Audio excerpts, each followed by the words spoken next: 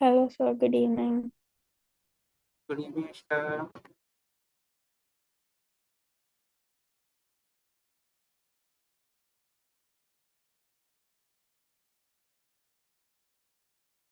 हाँ, अपन ने modulus function कर लिया था।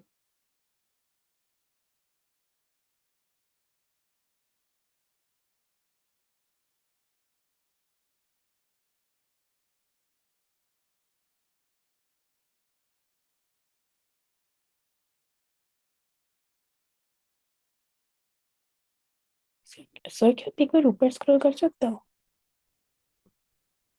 ये थोड़ा और।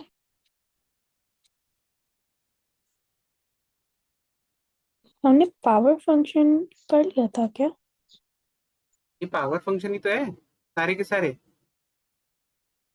ओह, मैंने वही ये लिखा नहीं है ये नोटबुक में। दिखना चाहिए। मैंने जो सैंडी किया है और है नहीं क्या? देखो एक मिनट में देखता हूँ।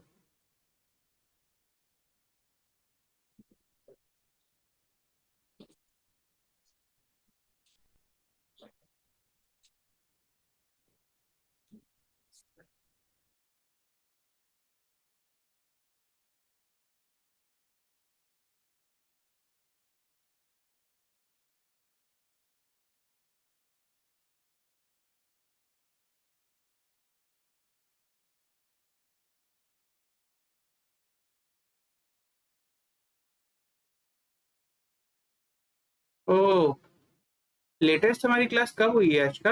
19 मई को ना? उसके बाद भी हुई है, उसके बाद वाला मैंने अपलोड डाला नहीं है क्या यहाँ पे? अरे मैथमेटिक्स ग्रुप। हाँ सर, 19th को मंडे था। फिर उसके बाद ट्यूसडे को भी मैथ्स थी, वो ट्यूसडे हाँ, वाली। वो 20 मई वाली नहीं डाली ना मैंने।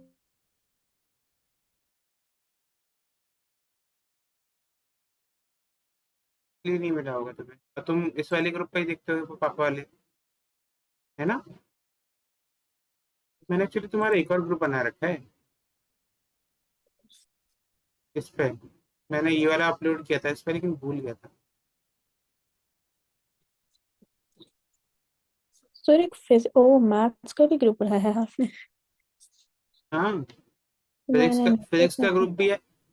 फिजिक्स का भी है, मैथ्स का भी है तुम्हारा।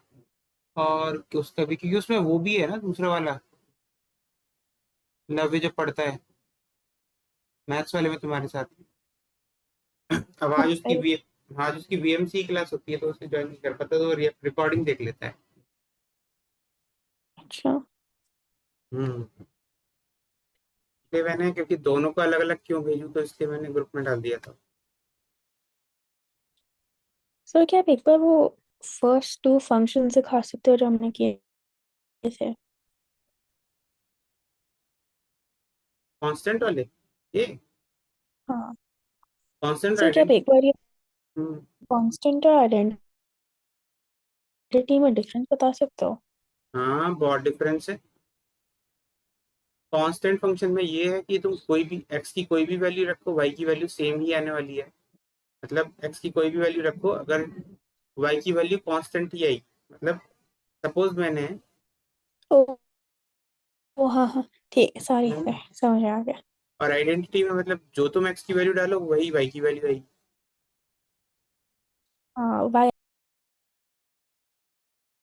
वाई क्या? एक्स के साथ चेंज होएगा, मतलब x2 है तो y2 होएगा। हम्म। मेरी आवाज कट तो नहीं रही है ना इसका? नहीं सर।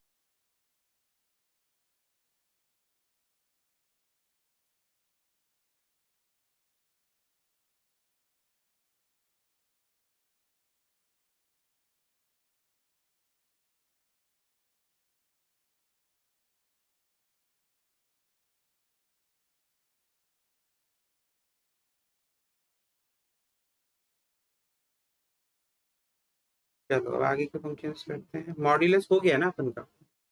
मॉडलेस हो गया, सिग्नम फंक्शन पे आते हैं। अब आएंगे। अब जो फंक्शंस है ना वो थोड़े से अच्छे आएंगे। स्टेप फंक्शन जो मैं इसके बाद बताने वाला हूँ वो तो बहुत ही इंपॉर्टेंट है।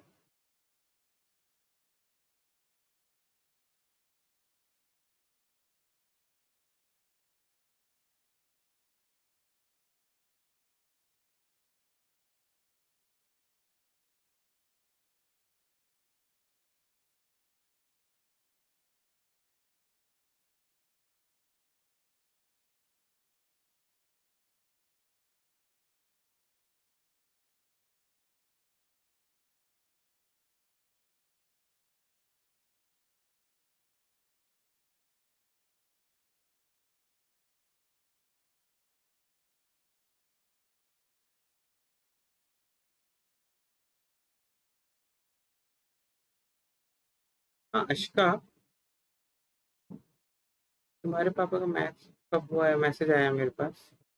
तुम्हारा स्कोर इस वाले में कम कितना है, 100 में 65 है ना हम्म। फिजिक्स में। तो क्या हुआ उसमें, प्रॉब्लम कहाँ कहाँ आई तुम्हें, जो रॉन्ग हुए वो देखे। नहीं सर, अभी देखूंगी। हम्म।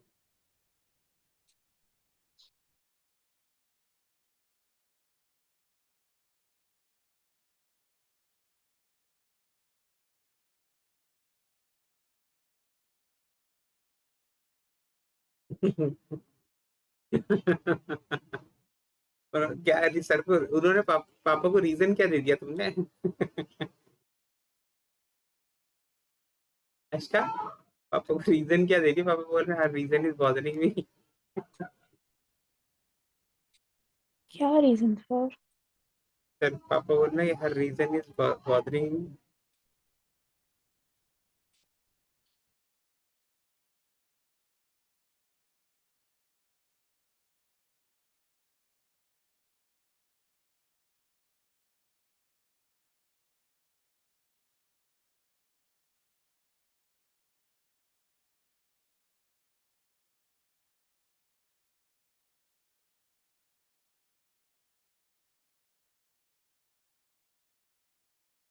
देखो सिग्नम फंक्शन जो होता है ना, y is equal to f of x is equal to modulus x by x होता है,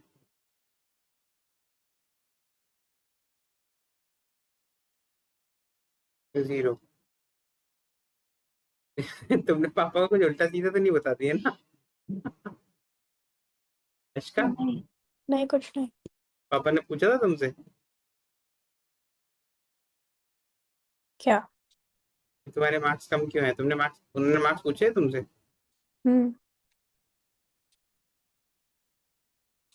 तो तुमने बताया होगा कि मेरे मार्क्स इतने आए, उन्होंने पूछा होगा कि शायद तो क्वेश्चन क्यों नहीं अटेम्प्ट किए। तुमने क्या रीजन दिया, क्या रीजन दिया।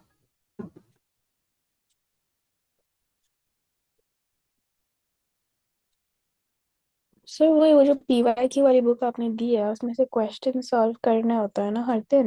हम्म। तो वो मुझे आते नहीं है, तो मैं गूगल से सोल्यूशन देख के कर लेती हूँ। मतलब हाफ सोल्यूशन देखती हूँ, फिर बाकी का खुद अटेम्प्ट करने की कोशिश करती हूँ। हम्म।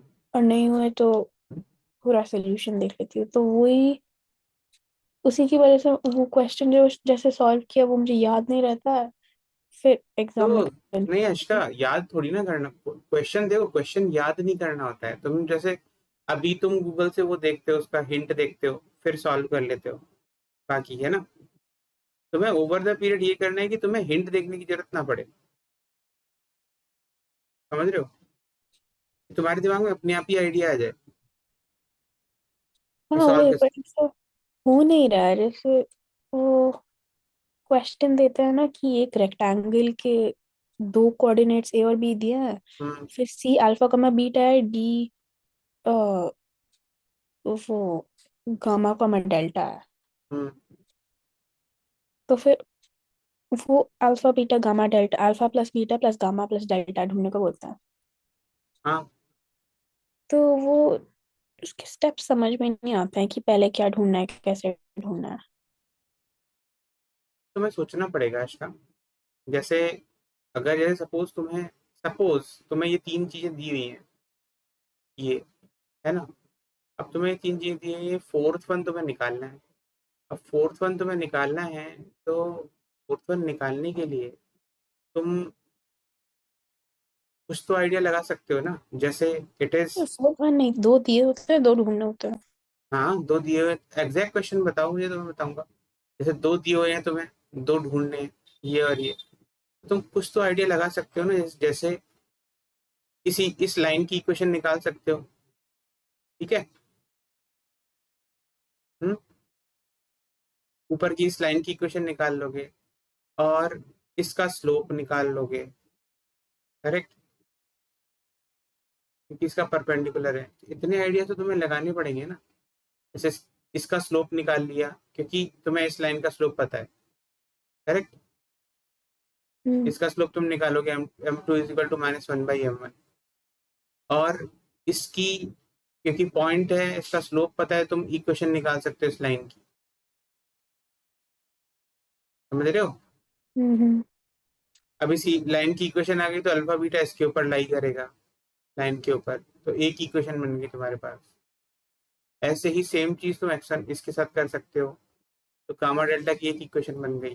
प्लस और कंडीशन तुम क्या अप्लाई कर सकते हो कि जो रेक्टेंगल होता है इसका जो मिड पॉइंट होता है, इसके मिड पॉइंट पे, ये मिड पॉइंट पे लाई करता है, मतलब मिड पॉइंट सेम होता है दोनों का। तो x1 plus alpha by two is equal to gamma plus x2 by two. Similarly y1 plus beta by two is equal to delta plus y2 by two. समझ रहे हो? तो ये जो कंडीशंस है ना, मतलब तुम्हें, क्योंकि तुम्हारे पास चार डिफरेंट वेरिएबल्स है, तो तुम्हारे पास चार इक्वेशंस होनी चाहिए, और चार इक्वेशन तुम ऐसे लेके आओगे। एक इसकी इक्वेशन निकाल ली इस लाइन की, इस पर, क्योंकि ये इस पर लाई कर रहा है अल्फा बीटा, तो इसको सेटिस्फाई करेगा, एक इक्वेशन आ गई। इस एक ये इसकी इक्वेशन निकाल ली, इस पर गामा डेल्टा इस पर लाई करेगा, एक और इक्वेशन आ गई, सेकेंड इक्वेशन। थर्ड इक्वेशन इससे आ गई, फोर्थ इक्वेशन इससे आ गई। अब चारों को सॉल्व कर लो, अल्फा बीटा गामा डेल्टा निकाल लो। ये आइडियाज तो तुम्हें ही निकालने पड़ेंगे ना इसका। और मैंने तुम्हें ये थोड़ी ना बोला है कि तुम्हें इतने सारे पीवाईक्यूज कंप्लीट करने हैं। मैं देखो, पीवाईक्यूज कंप्लीट करने से ज्यादा इंपॉर्टेंट है कि तुम उसको खुद से सॉल्व कर पा रहे हो कि नहीं।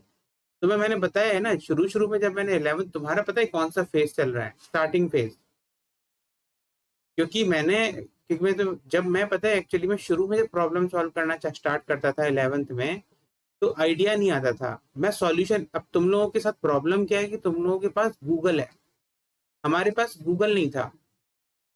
तो हम लोग खुद सोचते थे कि इसको हमारे पास जो अवेलेबल कॉन्सेप्ट है उनको यूज करके मैं कैसे सॉल्व करूं क्वेश्चन को। हमारे पास सिर्फ और सिर्फ उनका रिटर्न सॉल्यूशन होता था। अब तुम्हारे पास गूगल है, तो तुम उस पर से देख लेते हो, तुम अपने दिमाग को सोचने पे मजबूर ही नहीं कर रहे हो, तो तुम्हारे पास आइडियाज कहाँ से आएंगे बताओ? ऐसा कोई भी कॉन्सेप्ट थोड़ी ना है जो तुम्हें नहीं आता। कॉन्सेप्ट तो सारे पढ़े हुए हैं ना ये वाले। क्यों आशिका? हाँ श्योर। तो जब अब देखो, रिक्वायरमेंट समझो। रिक्वायरमेंट ये है तुम्हें कि ये कोई करवा भी नहीं सकता आज का, पता है। कॉन्सेप्ट सब सिखा दिया, तुम्हें कॉन्सेप्ट आता है। अब तुम्हें देखो, तुम्हें सिखा दिया साइकिल चलाना ऐसे। अब साइकिल तो तुम ही चलाओगे ना जब पैडल मार के। और साइकिल चलाना आसान है क्योंकि उसमें एक ही मेथड है। यहाँ पर डिफरेंट प्रॉब्लम्स हैं, डिफरेंट प्रॉब्लम जिसको तुम्हें अवेलेबल कॉन्सेप्ट्स को यूज करके तुम्हें वो करना है, मारना है, वो सॉरी सॉल्व करना है क्वेश्चन को। तो सोचो कि कौन सा कॉन्सेप्ट यूज कर सकते हो। पेशेंस रखो अपने अंदर। जब तुम क्वेश्चन सॉल्व करोगे तो हो सकता है तुम्हें क्वेश्चन शुरू में सॉल्व ही ना हो, 1 घंटा लग जाए। पर तुम्हारे पास इतना पेशेंस ही नहीं है, तुम लोगों की जनरेशन के पास इतना पेशेंस ही नहीं है। इतना पेशेंस रखोगे नहीं, तुम डायरेक्ट गूगल पे देख लोगे। गूगल हर चीज का सॉल्यूशन थोड़ी ना है।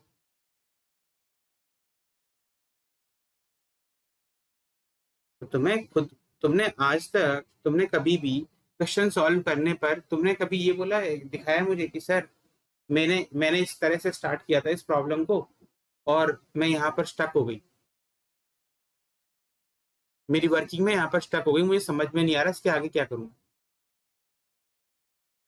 क्योंकि तुमने कभी उस तरीके से प्रॉब्लम को सॉल्व ही नहीं किया। तुम प्रॉब्लम को सॉल्व करते हो जैसे तुम्हें क्वेश्चन देखा तुमने, तुम्हें आ रहा है तो ठीक है, नहीं आ रहा है तो अपना तो तुम तरीका अप्लाई नहीं करते। तुम डायरेक्ट उसको अगर तुमने देखा हुआ है ऐसे पहले किया हुआ है प्रॉब्लम, तुम्हें मेमोराइज है तो तुम कर लोगे, अगर नहीं किया हुआ है तो तुम गूगल पे देख लोगे तुरंत उसका तरीका, बस मेथड देखोगे, कैलकुलेशन अपने आप करोगे। अरे भाई, उसका मेथड और तुम्हारे मेथड में डिफरेंस हो सकता है ना, तुम उसका ही मेथड कॉपी क्यों कर रहे हो? अपने तरीके से सॉल्व करो ना, जो तुम्हें लगता है कि ऐसे सॉल्व हो सकता है। अब उससे नहीं हो रहा है तो उसमें देखो कि क्या मिस्टेक्स आ रही है, तभी तो तुम इम्प्रूव होगे। मार्क्स इंपॉर्टेंट नहीं है। तुम्हारे पापा के साथ प्रॉब्लम ये है कि वो बहुत ज्यादा मार्क्स मार्क्स मार्क्स बहुत ज्यादा करते हैं स्टार्टिंग से ही। लेकिन अभी मार्क्स की जरूरत नहीं है, अभी इंपॉर्टेंट ये है कि तुम प्रॉब्लम्स खुद से सॉल्व कर पा रहे हो कि नहीं। जब तुम प्रॉब्लम्स खुद से सॉल्व करने लगोगे तब तुम्हारे मार्क्स नेचुरली इंक्रीज होंगे। अभी तो तुम जितने टेस्ट में तुम जितने प्रॉब्लम सॉल्व कर पा रहे हो खुद से, वो खुद से सॉल्व कर पा रहे हो, ठीक है। लेकिन जो प्रॉब्लम तुम खुद से नहीं सॉल्व कर पा रहे हो, क्या तुमने कभी भी उनको अपने हिसाब से क्वेश्चन सॉल्व करने की कोशिश की विदाउट लुकिंग इन गूगल? तुम एक बात बताओ, जब तुम प्रोग्रामिंग करते हो तो प्रोग्रामिंग करते हो, कोई प्रोग्राम बनाने का होता है, तो क्या हर प्रोग्राम को तुम चैट जीपीटी पे या गूगल पे डाल के देखते हो? अगर तुम ऐसा करते हो तो तुम बहुत अच्छे प्रोग्रामर तो नहीं हो फिर।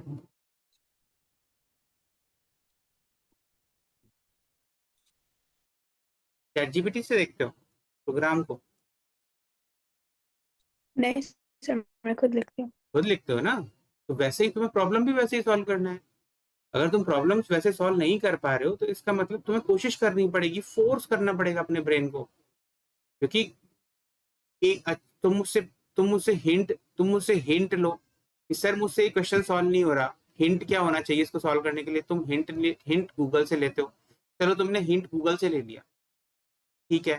लेकिन गूगल से हिंट लेने के बाद उसको खुद पूरा सॉल्व करने के बाद, जब तुम अगर तुम सिर्फ ऐसे कर रहे हो कि गूगल से हिंट ले लिया और फिर उसको पूरा सॉल्व कर दे रहे हो, तब तो ठीक है। क्योंकि over the period of time तुम्हारे साथ क्या होगा कि तुम वो समझ जाओगे कि इस तरह के प्रॉब्लम्स को ऐसे हिंट यूज करके सॉल्व कर लेते हैं, ठीक है। तो over the period of time practice करते करते तुम्हारे दिमाग में मेथड सेट हो जाएंगे, और तुम किस तरह से इस टाइप के प्रॉब्लम को कैसे सॉल्व करोगे तुम्हारे दिमाग में सेट हो जाएगा। फिर तुम प्रॉब्लम्स और इजीली सॉल्व कर पाओगे। पर अगर तुम पूरा सॉल्यूशन ही गूगल से देख ले रहे हो, वो गलत प्रैक्टिस है।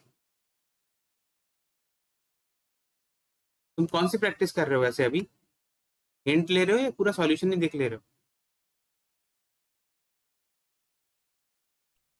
सर आधे में हिंट लेके आंसर आ जाता है। हम्म। तब जैसे वो फिजिक्स में वो सर्किट डायग्राम्स है ना, उसमें हिंट देख के समझ में आ जाता है। किसमें? फिजिक्स में कौन से चल रहा है? वो सर्किट डायग्राम्स। अच्छा, हिंट देख के समझ में आ जाता है।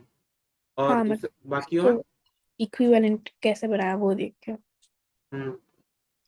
और उसी में मेरे 5 मार्क कटे कर टेस्ट में भी।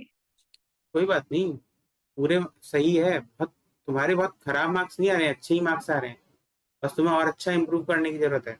पापा को तो आइडिया नहीं है, एकदम वो तो चाहते हैं बिल्कुल एकदम से मार्क्स आए, ऐसे थोड़ी ना होता है। हुआ थोड़ी है, अगर ऐसे ही इतना आसानी से मार्क्स आ रहे होते तो सब बच्चे नहीं ले आते। उनसे बात करूंगा मैं शाम को, इस क्लास के बाद बताऊँ।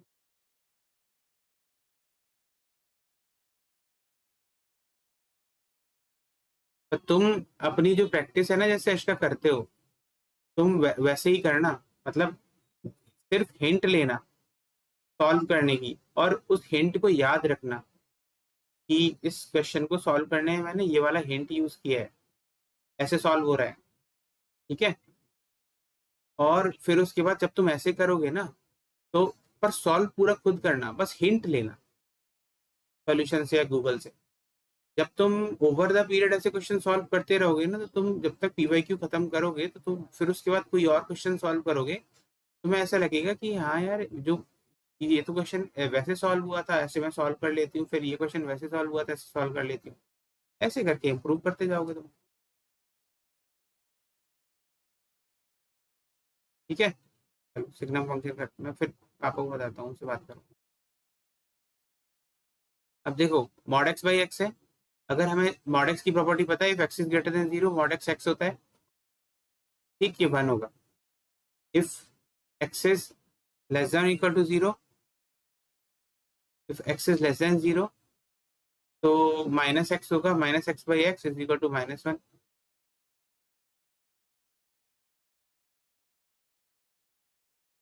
और अगर x is equal to zero है, तो ये इज इक्वल टू जीरो होगा, क्योंकि मॉड एक्स जीरो होगा, ठीक है। तो हाँ sir. Signum function actually defined होता है ऐसे करके, the value if it is one if x is greater than zero, it if x is less than zero it is minus one, it is zero if x is equal to zero. तो इसका अगर अपन graph बनाना चाहेंगे तो वो graph कैसे बनना चाहिए?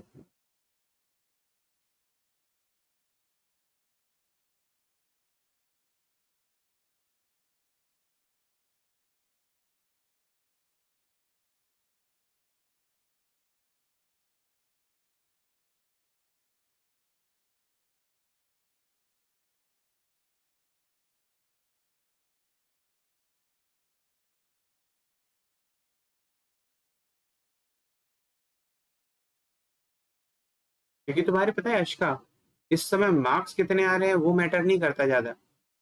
इस समय मैटर ये करता है कि तुम क्या जितने भी मार्क्स लेके आ रहे हो वो खुद खुद सॉल्व सेल्फ सॉल्विंग से लेके आ रहे हो या फिर हिंट लेके लेके आ रहे हो। वो सारे के सारे जो क्वेश्चन तुमने सॉल्व जो मार्क्स लेके आए हो वो सारे तुम खुद सॉल्व कर रहे हो ना।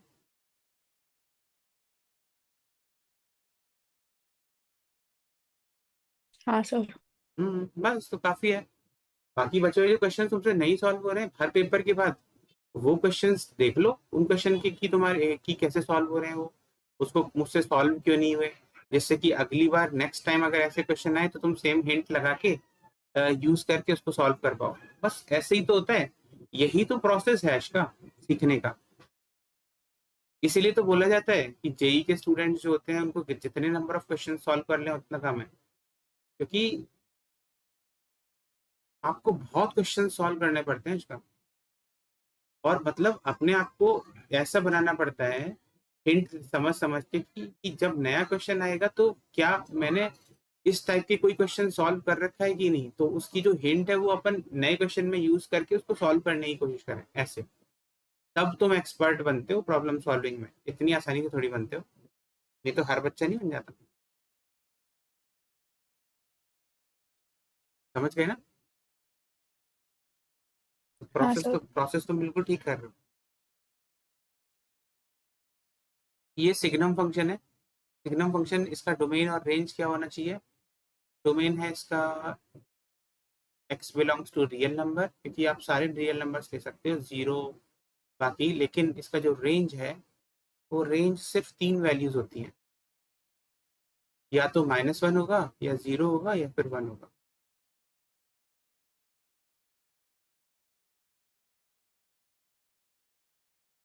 ठीक है सर।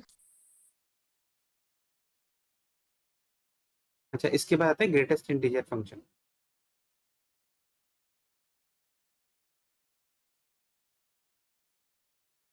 तुम जैसे कर रहे हो ना वैसे करते रहो ऑनेस्टली, पापा से मैं बात कर लूंगा। सर अभी तो 3 टेस्ट लिखा है ना सर, पापा के सामने बैठ के ही लिखा है। हाँ वही, मुझे मुझे पता है तुम्हारे बारे में, बस वैसे ही करके करो। बस हाँ, ऐसा करो देखो, ऐसा भी होगा इसका एक, जब भी तुम टेस्ट दोगे ना तो तुम्हें ऐसा भी लगेगा ओवर द पीरियड कि यार इस वाले चैप्टर में मैं तुमसे पूछूंगा ना कि अश्का तुम्हारे सबसे स्ट्रॉन्ग चैप्टर कौन से हैं, तुम्हें ऐसा फील होगा कि सर इस वाले टॉपिक्स में तो आप कोई सा भी टेस्ट दे दो, किसी भी लेवल का टेस्ट दे दो, मैं उसमें बहुत अच्छे मार्क्स लेके आऊंगी। मतलब कुछ टॉपिक्स में तुम नेचुरली बहुत स्ट्रांग होते हो, क्योंकि बाय डिफॉल्ट आप उसमें अच्छा करते हो, आपका ब्रेन उसमें अच्छा चलता है। कुछ टॉपिक्स में आप बहुत अच्छा परफॉर्म नहीं करते हो, क्योंकि वो टॉपिक्स आपको पता नहीं क्यों नेचुरली बहुत अच्छे नहीं आते, होता है। तो उन टॉपिक्स को अच्छा करने के लिए अपन कोशिश करते हैं। अब जैसे तुम तुम अभी मुझे महसूस हो रहा है कि तुम अभी करंट इलेक्ट्रिसिटी के जो वो वाले जो क्वेश्चंस है ना जिसमें अ, उसको वो करते हैं इक्विवेलेंट निकालते हैं वगैरह, उस पर थोड़ा स्ट्रगल कर रहे हो है ना। हाँ सर। पर करते रहो, जो ऐसी जो चीजें होती है ना जिसमें अपन स्ट्रगल करते हैं उनमें उनको करो, देखो, या मेरे साथ डाउट क्लास लो कि सर कैसे सॉल्व कर रहे हैं, मैं कैसे सॉल्व कर रही हूँ, गूगल पे कैसे सॉल्व हो रहा है, तो उस पर सॉल्यूशन में कैसे सॉल्व किया इन्होंने, उससे हिंट लेके अपने आप को प्रिपेयर करो नेक्स्ट क्वेश्चन के लिए कि अगर इस टाइप का क्वेश्चन आया तो मैं ऐसे सॉल्व करूंगी। तो ऐसे करके जब तुम सॉल्व करते रहोगे तो ओवर द पीरियड जब तुम खुद से सॉल्व करने लगो किसी भी टाइप के ऐसे करंट इलेक्ट्रिसिटी क्वेश्चन को, तब मान लो कि मैं हाँ इसमें स्ट्रांग हो गई। कुछ में हम नेचुरली स्ट्रांग होते हैं, कुछ में अपन जो इसमें नेचुरली स्ट्रांग नहीं होते उनको अपन को स्ट्रांग करना होता है। ऐसे करके ये प्रोसेस चलता रहता है, ये प्रोसेस अपन का एग्जाम के टाइम तक चलता रहेगा। और रही मार्क्स की बात, यही ऐसा एग्जामिनेशन है जिसमें तुम्हारे मार्क्स भी फ्लक्चुएट होंगे। कभी तुम्हारे मार्क्स बहुत हाई आ जाएंगे, कभी तुम्हारे मार्क्स बहुत लो आ जाएंगे, है ना। कभी तुम डिमोरलाइज हो जाओगे, कभी बहुत बहुत ही अच्छा कर लोगे। ये सब नेचुरल है, बता रहा हूँ ना। ये वही फील कर सकता है जो इस नेचुरल प्रोसेस से गुजरा है। देखो ग्रेटेस्ट इंटीजर फंक्शन क्या होता है? ग्रेटेस्ट इंटीजर फंक्शन ऐसा फंक्शन होता है इसको हम एस इससे लिखते हैं, y is equal to big bracket x. इसको हम ग्रेटेस्ट इंटीजर फंक्शन को स्टेप फंक्शन भी कहते हैं। तुम्हें समझ में आएगा हम इसको स्टेप फंक्शन क्यों कहते हैं, क्योंकि इसका ग्राफ स्टेप की तरह होता है। करेक्ट। तो ये 0 है, ये 1 है, 2 है, 3 है।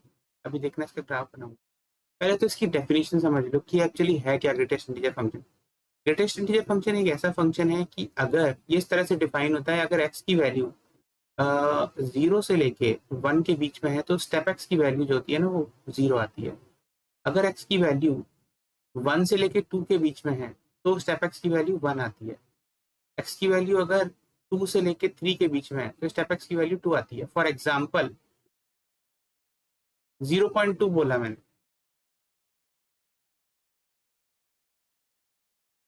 देख रहे हो इसका। अगर मैंने एक्स की वैल्यू 0.2 बोली तो स्टेप एक्स की वैल्यू, ये स्टेप एक्स की वैल्यू 0 आएगी। अगर मैंने बोला कि ये 1.2 है क्योंकि ये 1 और 2 के बीच में लाई कर रहा है तो स्टेप एक्स की वैल्यू क्या आएगी, 1 आएगी। अगर ये 2.5 बोला मैंने, 2.4, तो स्टेप एक्स की वैल्यू 2 आएगी। या फिर मैंने अगर तुमसे बोला कि अश्का मेरे पास 2.7 है, तभी भी स्टेप एक्स की वैल्यू 2 आएगी। समझ पा रहे हो। हाँ सर।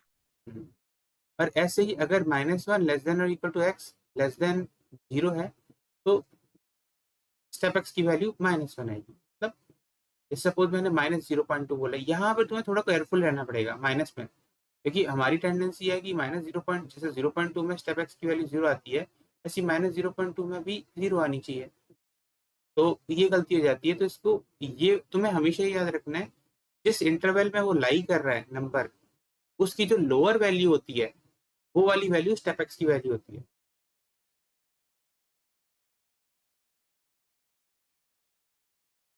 तो स्टेप एक्स की वैल्यू हो गई हमारी -2। समझ गए। हाँ सर। इस तरह से डिफाइंड होता है स्टेप एक्स। अब देखो इसको ड्रॉ कैसे करते हैं ये लोग। जैसे नंबर लाइन पे मैंने ये ड्रॉ कर दिया, तो देखो स्टेप एक्स फंक्शन एक तरह से और लिखा जाता है। जैसे सपोज एक्स की वैल्यू, एक्स को ये लोग लिखते हैं स्टेप एक्स पर plus integer part of x, मतलब फ्रैक्शनल पार्ट ऑफ एक्स। मतलब अगर मैंने फॉर एग्जांपल तुम्हें बोला कि x इज इक्वल टू 2.3 है, तो 2.3 को मैं ऐसे लिख सकता हूँ ना, 2 प्लस 0.3। तो ये जो हो जाएगा स्टेप एक्स 2 हो जाएगा, 2.3 का स्टेप एक्स 2 हो गया, ये वाला पार्ट 0.3 है। इसीलिए हम स्टेप एक्स को नॉर्मली जब अपन लिखते हैं तो स्टेप एक्स को हम ऐसे लिखते हैं कि step x is equal to step x is equal to step x plus fractional part of x. और ठीक है ना। और इसको तुम ऐसे भी लिखते हैं फिर, step x is equal to तुम ऐसे लिख सकते हो, this is x minus this. समझ आ गया। हाँ सर। Very good. अब देखो यहाँ पर जब तुम इसको बनाओगे, ये 0 है, ये -1 है, ये -2 है, ये -3 है, ये -4 है। अब देखो यहाँ पर ये 1 है, ये 2 है, ये 3 है, ये 4 है, ऐसे करके यहाँ पर -1 है, यहाँ -2 है, यहाँ -3 है, यहाँ -4 है, so on and so on. अब मैंने अगर इस ग्राफ को प्लॉट करने की कोशिश की, 0 से 1 के बीच में स्टेप एक्स की वैल्यू क्या होती है, 0। तो या तो मेरी एक्स की वैल्यू 0 हो, 0 से लेके 1 के बीच में स्टेप एक्स की वैल्यू ये होगी, लेकिन हम याद होगा जो इंटरवल होता है उसमें 1 नहीं लेते, तो इसीलिए एक्स की वैल्यू 1 इंक्लूडेड नहीं है, तो उसके केस में हमारी वैल्यू 0 आ रही है वाई की वैल्यू।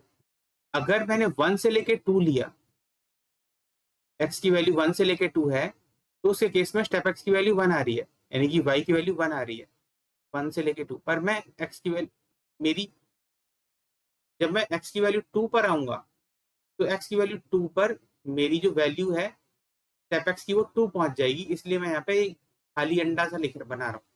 समझ पा रहे हो उसका। हाँ सर। हम्म।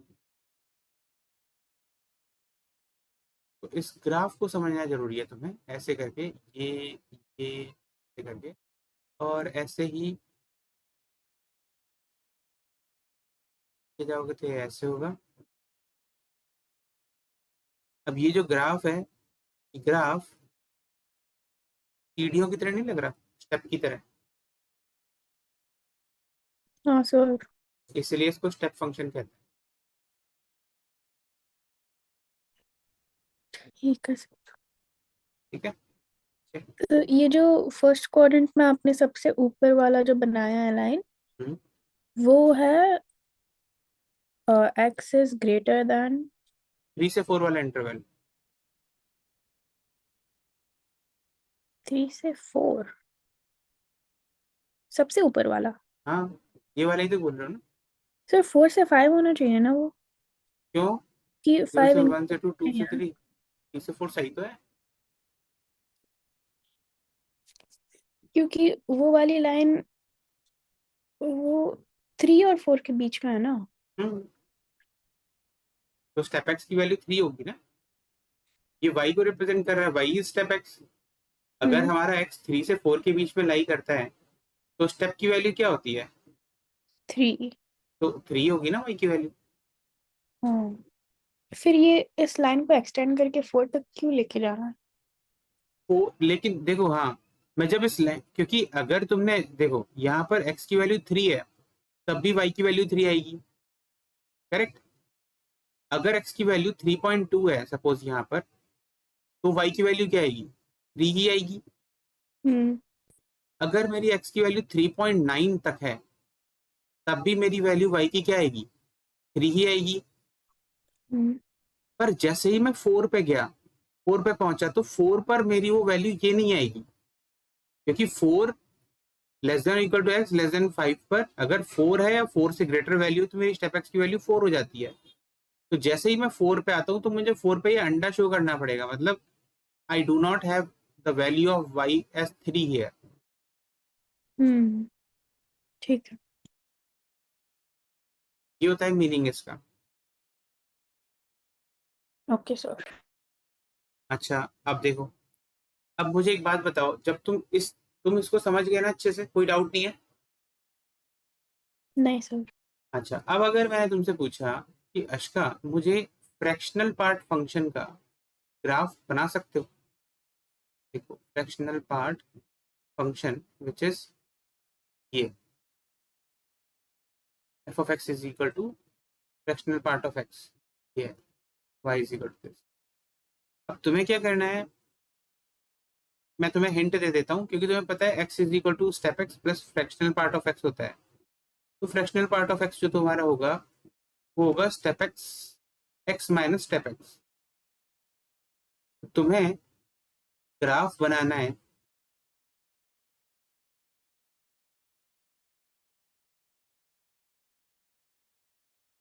इस फ्रैक्शनल पार्ट ऑफ एक्स का फॉर डिफरेंट इंटरवल्स। बना सकते हो? कैसा होगा?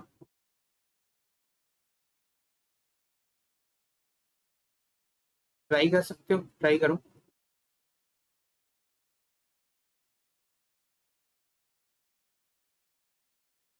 मतलब जब जब आप एक्स के इंटरवल को लोगे 0 से 1, उसमें वाई कैसा होगा, y fractional part of x, उसकी वैल्यू क्या होगी, कैसे जाएगी?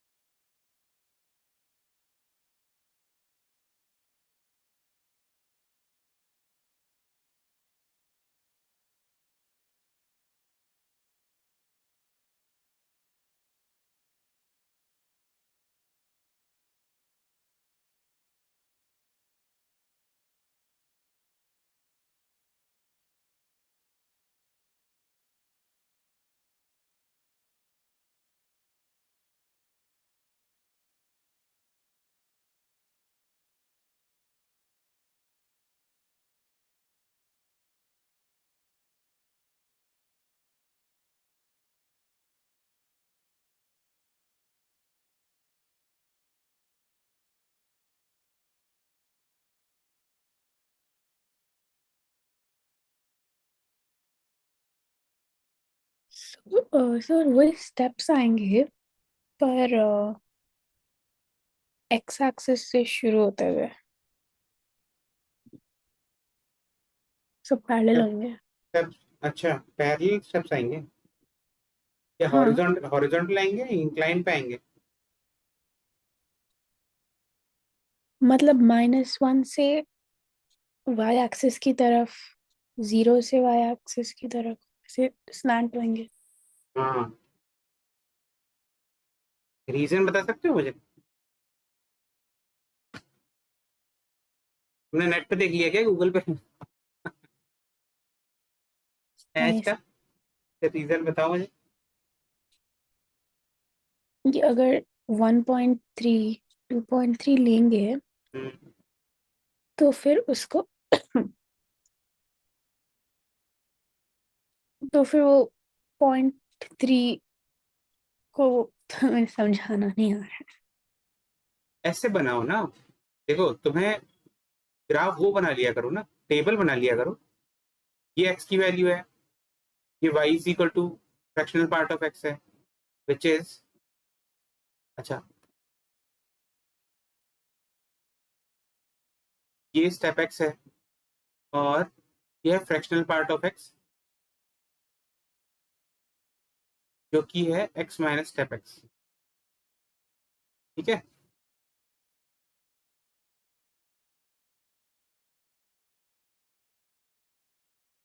अब तुम जानते हो कि जैसे सपोज 0 से लेके 1 है अगर एक्स, ठीक है, स्टेप एक्स की वैल्यू क्या होगी? 0। वाई क्या होगा इसमें? X minus 0। करेक्ट। है। 1 से लेके 2 लिया तुमने, स्टेप एक्स की वैल्यू क्या है? 1। वाई की वैल्यू क्या होगी? X minus 1। 2 से लेके 3 लिया, स्टेप एक्स की वैल्यू क्या होगी? 2। वाई की वैल्यू क्या होगी? ये फ्रैक्शनल पार्ट ऑफ एक्स की, एक्स माइनस 2। करेक्ट। अब देखो, जब आप 0 से लेके 1 तक के इंटरवल में जा रहे हो एक्स की वैल्यू, तो वाई की, तो ग्राफ क्या है हमारे पास? Y is equal to x का। ये ग्राफ हम जानते हैं किसका होता है? स्ट्रेट लाइन, जो कि ऐसी होती है, y is equal to x. जानते हो ना, 45 डिग्री एंगल पे, ये तो अपन जानते हैं ना, y is equal to m x. हाँ सर। अब सपोज तुमसे पूछा जाए, अब आते हैं 1 से 2 के इंटरवल में। 1 से 2 के इंटरवल में हमारे पास वाई की जो ग्राफ है वो क्या है? X minus 1। अब y is equal to x minus 1 अगर आप प्लॉट करोगे, तो ये आप जानते हो कि this is y is equal to m x plus c के फॉर्म में। सी वाई इंटरसेप्ट होता है, इसका एम 1 है, करेक्ट, यानी कि 1045। पर इसका वाई इंटरसेप्ट सी -1 है, यानी कि ये जो लाइन है अगर मैं इसको प्लॉट करूं तो ये लाइन ऐसे जाएगी, यहाँ से यहाँ। और जब मैं इसको एक्सटेंड करूंगा ना, तो कहाँ कहाँ पर इंटरसेक्ट करेगी? -1 पे। समझे? हाँ sir. Similarly y is equal to x minus 2, अब ये लाइन भी पैरेलल है y is equal to x के, और ये लाइन कहाँ इंटरसेक्ट करेगी? -2 पर। -2 पर। मैं एक्सटेंड करके दिखा रहा हूँ, लेकिन जरूरत नहीं है अपन को, तो इसीलिए अपन के जो ग्राफ्स हैं वो ऐसे बन रहे हैं, 3 से 4 के इंटरवल में ऐसे करके। अब समझ आया? हाँ सर।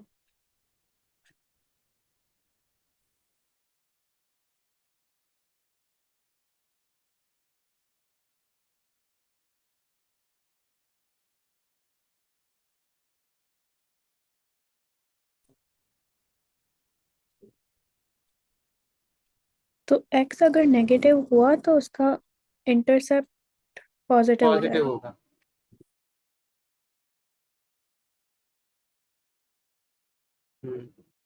सेंटर से पॉजिटिव करके दिखाऊं? देखो, अगर x की value -1 less than equal to x less than 0 तक हुई, तो स्टेप x की वैल्यू क्या होगी? -1 होगी। हम्म। और y क्या होगा? y is equal to x minus step x, यानी कि x माइनस ऑफ -1, -1। यानी कि x +1 हुआ ना। हम्म। तो ये 1 पे इंटरसेक्ट करेगा ना, y is equal to mx plus c. और similarly -2 less than equal to x less than -1 करोगे तो स्टेप x की वैल्यू -2 आएगी, तो y की वैल्यू क्या होगी, x माइनस ऑफ -2, यानी कि x प्लस 2। हाँ इंटरसेक्ट कर रही है ऊपर, समझ गए। हाँ सर।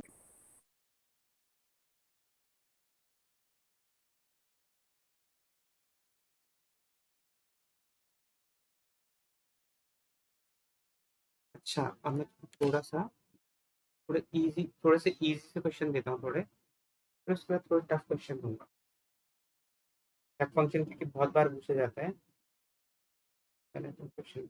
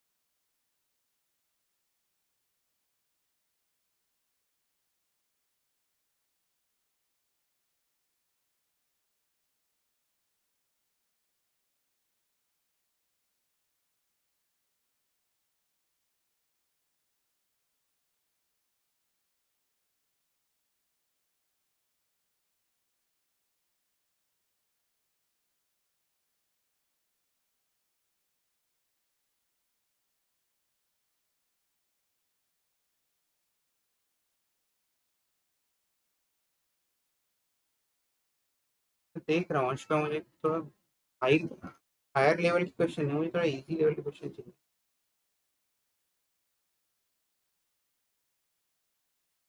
सर अब बाकी के ग्राफ करा दो, मैं पीवाई की वाली बुक से कर लूंगी। कर लोगे? हाँ फिर डाउट हुआ था आपको पूछ लूंगी। हम्म,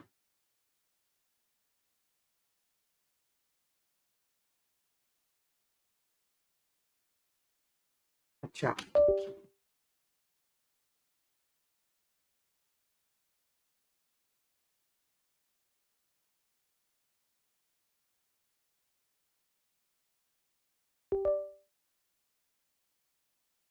अच्छा अब चलते हैं कंपोजिट फंक्शन के ऊपर फिर।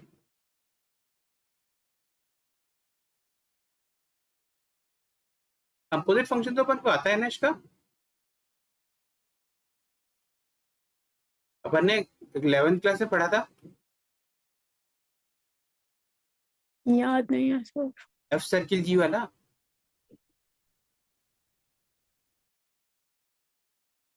हाँ, 12th में। 12th का पढ़ाता था। याद आ रहा है वो? फिर से एक बार याद दे रहा हूँ। थोड़ा सा। देखो, सपोज मैंने तुमसे बोला f of x is equal to, मेरे पास है sine x, g of x मेरे पास है एक्स स्क्वायर प्लस 2x+3। तो एफ सर्किल जी जो होगा वो क्या होगा? F of g of x, यानी कि f of x square plus 2x+3। F of x क्या था? Sine x. यहाँ पे एफ ऑफ दिस क्या होगा? एक्स की जगह पे रिप्लेस कर दो, sine of x square plus 2x+3। ठीक है। जी सर्किल एफ पे आ जाओ।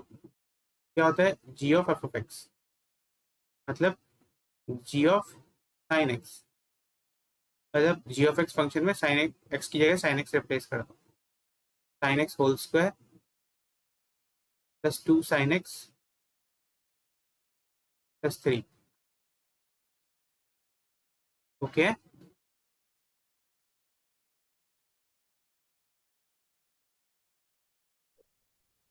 अभी ये जो हाँ। फंक्शंस होते हैं ना एफ सर्किल जी में, फिर सर इन दोनों में डिफरेंस क्या हुआ? तो दोनों में बहुत डिफरेंस है। देखो, इसका आंसर आंसर अलग नहीं आ रहा। तो लास्ट में sin 3x होएगा इसमें। अच्छा। ठीक है ना? Yes sir. अब एफ सर्किल जी क्या होता है? एफ सर्किल जी ये जो होता है इसका जो डोमेन होता है वो होता है domain of g of x.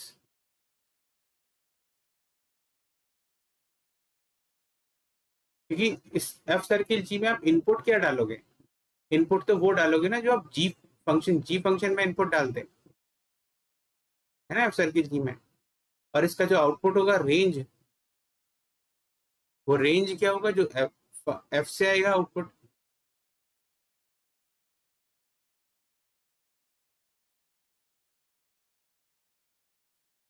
Clear है? और अगर अपन, है ना, अच्छा ओके ना, हाँ सर। जी सर्किल में अगर आप जाओगे तो डोमेन है वो क्या होगा? डोमेन होगा आपका domain of f of x,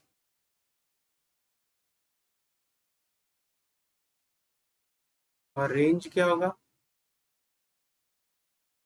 range of g of x.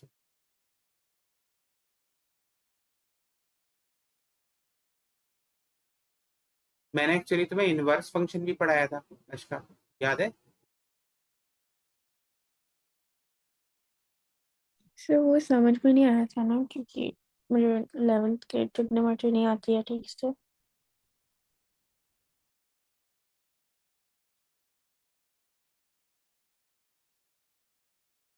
चलो अच्छा, एक ये वाला क्वेश्चन, कंपोजिट फंक्शन के पहले क्वेश्चन कर लेते हैं।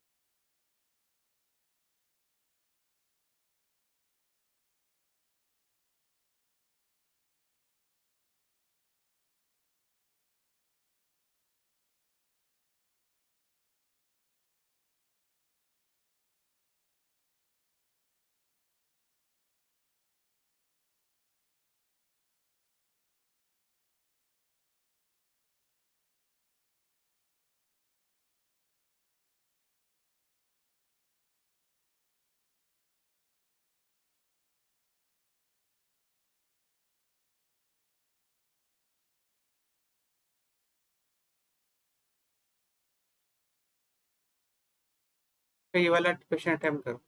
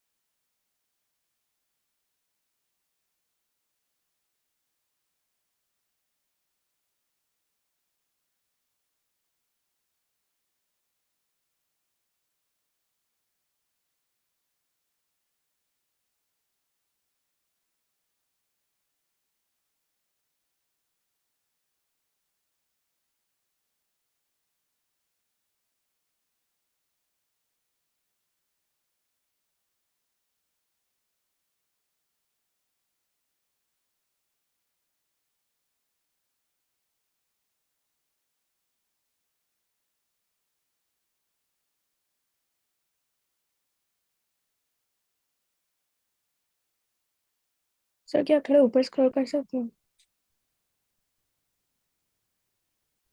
क्या हाँ सर।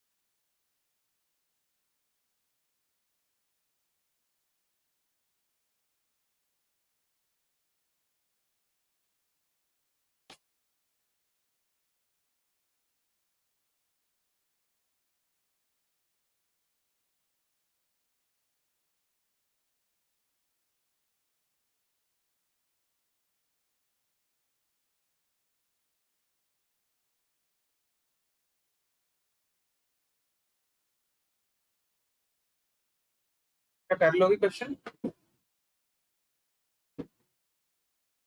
कर रही हो सर। ट्राई करो।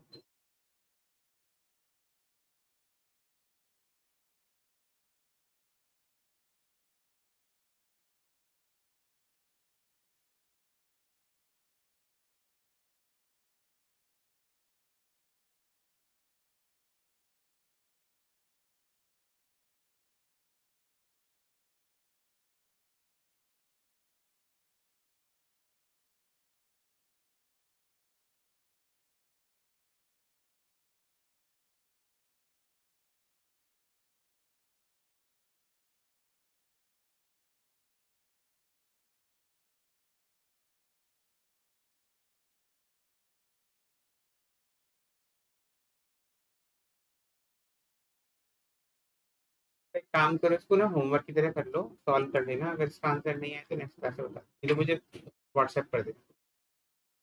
ठीक है। ठीक है सर।